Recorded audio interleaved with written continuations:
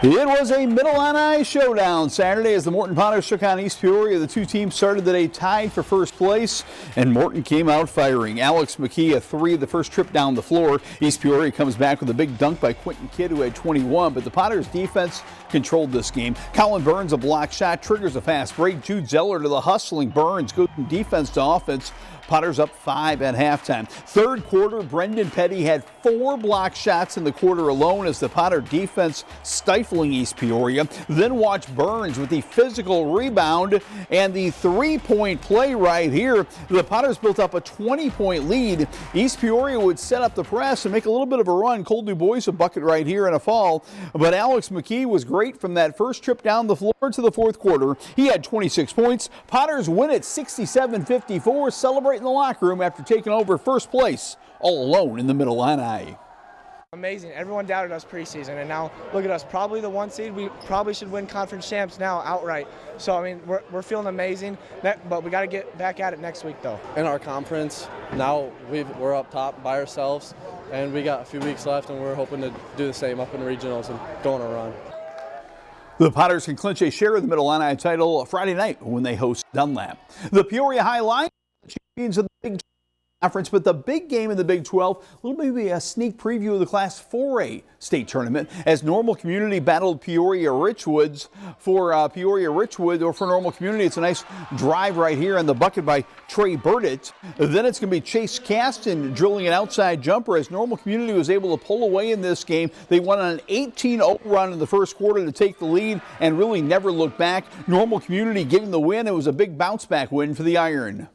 Tonight was just one of those games where we really played well, boxed out well, kept them off the offensive glass, did the things that you have to do to beat a great team like Richwoods. And we got humbled by East Peoria last Saturday night. So we've had some bumps along the way and learned a lot about our guys.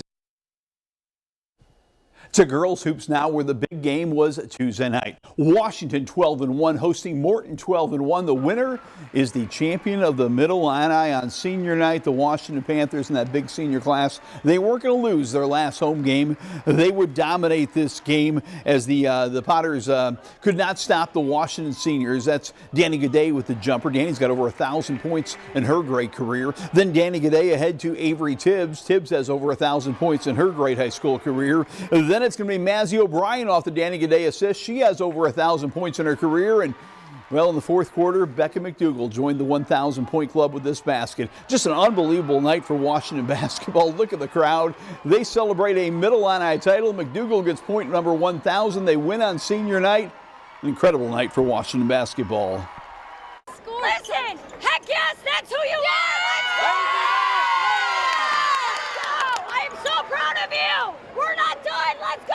Yeah! I mean, this gym was electric. Like, I felt like I was in the TOC atmosphere. I don't know if there were open seats. Like, it just felt amazing. And to know that was all for us and all the work that we put in over the years. Amazing indeed. Hey, give Peoria Richwoods a perfect 10. They're the undefeated Big 12 Conference champions, wrapping up a 10-0 season with a couple of wins last week. Peoria Richwoods is ready to attack the Class 4A state tournament, moving up from Class 3A this year. But as the Big 12 champ, they're excited to go to the East Moline Regional next week, excited to take on the 4A competition. I think it's a lot of great teams in 4A, so it'll be kind of adjustment for us, from the past years. But I think that we're ready for it. I think we played a tough schedule this year, and I'm excited, for it to all to start. If the Knights can win a regional, they'll be home in their own gym as they host a Class 4A sectional. We head to small school hoops where DMAC enters the Class 1A tournament, ranked number 1 in the state. The DMAC Chiefs have had a remarkable run led by their true terrific seniors Jalen Nunley and Dalia DeJesus. But the last 3 years they've been knocked out by Class 2A powers. Quincy Notre Dame, Peoria Notre Dame in that memorable game last year. This year in Class 1A, DMAC thinks they can make a long run, but they know the competition will still be tough.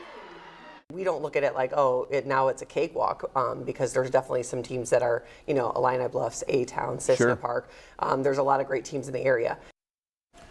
DMAC opens up at the Armstrong Regional. Roanoke Benson is the back-to-back Tri-County Conference champs. They had a big senior night win last week as well. They made it to the sectional final a year ago, and they are a very confident team led by their star Bree Harms as they head to the Clifton Regional. Meanwhile, Illini Bluffs is just playing great basketball. They blitzed Eureka the other day, so they're just playing great ball. Olivia Howard and Emerson Eaton for the bucket. Later, Shanoa Howard's driving for a three-point play, and keep an eye on Illini Bluffs in the Class 1A state tournament as well.